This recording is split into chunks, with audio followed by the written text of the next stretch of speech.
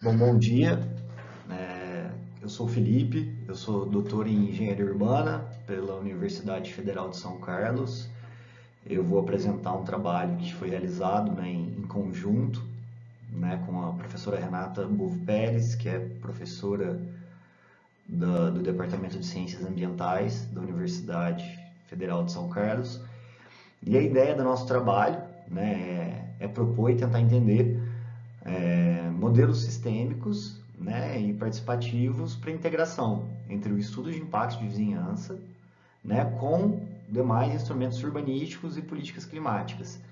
Então, para isso, a gente vai fazer uma análise comparativa, né, nacional e internacional, tá? E como alicerce, né, teórico, como o processo introdutório do nosso trabalho, né, a gente parte de dois principais conceitos, né? O primeiro, que a gente teve uma urbanização desigual, né, no Brasil, a gente teve um êxodo rural, um aumento exponencial da população urbana a partir de 1950 no Brasil. Então, isso vinculado a uma lógica de apropriação do território, de ocupação do espaço, né, sempre vinculada a lógicas do capital, né, perpetuou desigualdades dentro do espaço urbano. E, ao mesmo tempo, né, a gente não tinha um controle do Estado de um modo mais efetivo, por meio do planejamento urbano legislativo, né? Então a gente teve como consequências ocupações irregulares, por exemplo, né, especulação imobiliária e a própria degradação ambiental. E isso vem se exponenciando, né, nas últimas décadas, principalmente nos últimos 30 anos, devido, né, à crise climática, né, eventos climáticos extremos que vêm acontecendo, não só no Brasil como em todo o mundo, exponenciando, né, questões como enchentes, deslizamentos, né, a própria poluição, né, do ar, de corpos hídricos. Então a gente tem esse primeiro conceito, né, esse primeiro alicerce, enquanto o segundo a gente parte de um olhar legislativo, né, legal. A gente entende e entendeu que a gente teve um desenvolvimento normativo no Brasil a partir de 1970, né, com a Lei de Parcelamento do Solo de 79, significativo, né, e isso foi progredindo, né, levando até a Constituição de 88 e ao Estatuto da Cidade em 2001, né. O Estatuto da Cidade é considerado um marco legislativo para políticas urbanas, né, e dentro do Estatuto da Cidade a gente tem instrumentos como, por exemplo, o estudo de impacto de vizinhança, né? E ele é um instrumento que busca avaliar impactos, né, de empreendimentos, impactos positivos, negativos, dentro do espaço urbano, propondo medidas mitigadoras, né, para eventuais impactos negativos. No entanto, a gente consegue entender, e a bibliografia mostra isso para a gente, uma série de problemáticas, né?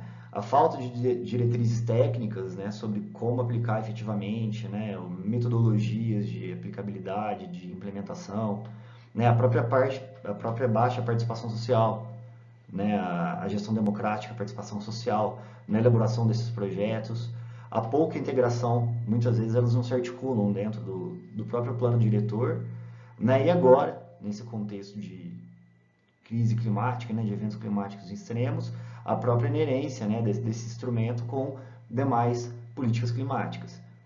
Então, a nossa ideia, né, o objetivo, de modo geral, do nosso trabalho é investigar a relação, né, do instrumento, do estudo de impacto de vizinhança, com planos de ação climáticas em municípios brasileiros e identificar, né, instrumentos ambientais e urbanos internacionais e tentar entender e compreender se eles articulam essa dimensão climática dentro do seu escopo, como eles fazem isso, né, para tentar observar oportunidades para integração e fortalecimento da governança climática e urbana no Brasil, né? E um segundo momento, né, é tentar auxiliar empiricamente, então dentro do meio acadêmico, né, do debate técnico, de debate institucional, como a gente consegue fazer isso efetivamente, né, dentro do espaço justo e sustentável, que é o que está previsto dentro do Estatuto da Cidade. Né? Então, como eu disse previamente, né, a gente teve uma fundamentação teórica pautada em entender o espaço urbano como um local, né, um espaço de articulação e fragmentação institucional, né, e organização urbana desigual, né, e a gente tem instrumentos urbanos como os planos diretores e o próprio estudo de impacto de vizinhança como instrumentos que visam mitigar, né, esses impactos pretéritos dentro do espaço urbano. Em relação ao estudo de impacto de vizinhança, especificamente, a gente observa, como eu disse anteriormente, uma tensão normativa e prática, né? Muitas vezes o que está na lei não é aplicado na prática por, muitas vezes, falta de diretrizes técnicas, enfim.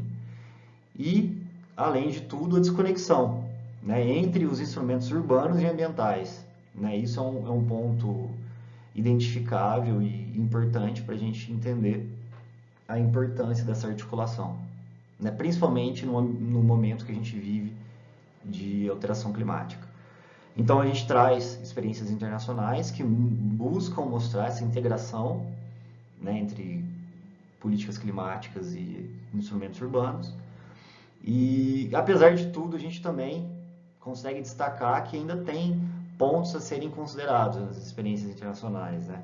Por exemplo, a injustiça ambiental, a gentrificação, né, quando essas políticas não incluem a dimensão social dentro da análise urbana e climática, né? Então a gente tem ainda um avanço a tentar a ser desenvolvido ao longo do trabalho e dentro da área acadêmica, né? A gente como pesquisador de modo geral.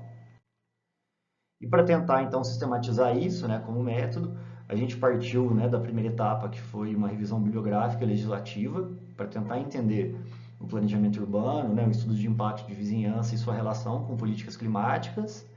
A gente fez uma análise comparativa entre estudos de caso no Brasil, né, com o município de Santos, Campinas e Belo Horizonte, e internacionalmente, né, com Barcelona, Vitória-Gasteiz, Austin e Melbourne.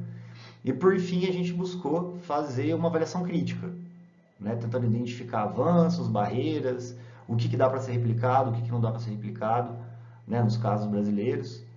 Então é mais ou menos essa a ideia metodológica que a gente seguiu, né? Como resultados, né, aqui eu fiz um quadro síntese das experiências internacionais, né, que foi pesquisado e foi debatido, né, ao longo do trabalho. Então, de modo geral, né, os 4 instrumentos destacados, né, em Barcelona, o principal ponto a ser destacado é que tem uma variação antecipada, assim como estudo de impacto de vizinhança, mas tem mais participação popular, né? E isso auxilia, por exemplo, na análise do território, né? E dentre as contribuições a gente coloca aí a ideia de evitar impactos prévios, né? A gente já tem essa questão climática antes da instalação do empreendimento, né? Em Vitória-Gasteiz traz a ideia de infraestrutura verde, de indicadores ecológicos dentro dos instrumentos urbanos, então já traz uma esfera de integração ecológica para análise de instrumentos urbanos. Em Austin, principalmente, dá a ideia de justiça socioambiental e de contrapartida, né, por conta dessa questão racial e social, então a gente tem a inclusão social nessa discussão. E em Melbourne, né, no instrumento de Melbourne, ele já traz desde o momento de licenciamento, de instalação, a adaptação climática obrigatória.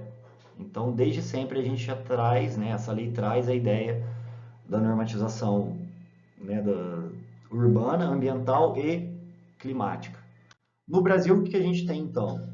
Né, no município de Santos, como avanço, né, os 3 municípios possuem, né, um plano de ação climática local. Né, Santos integra o planejamento e a ação climática a políticas intersetoriais. No entanto, ainda tem limitação em relação ao estudo de impacto de vizinhança, né, ele ainda é marginal no plano. Campinas traz a ideia do mapa de multirrisco, né, comitês climáticos, porém falta o vínculo ao estudo de impacto. Né, e Belo Horizonte traz a ideia da participação social e do plano diretor articulado, né, mas ainda é pouco articulado ao EIV. Então a gente tem avanços setoriais sem integração entre os instrumentos.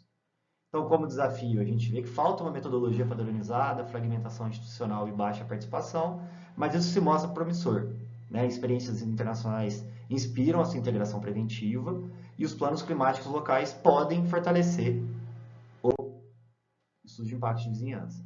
Então é isso, né? A gente consegue mostrar que tem um caminho, um panorama que a gente pode seguir. Então é agradecer a atenção de vocês, né? E a gente tem passos aí que a gente pode caminhar ao longo do planejamento urbano, tá bom? Muito obrigado e é isso.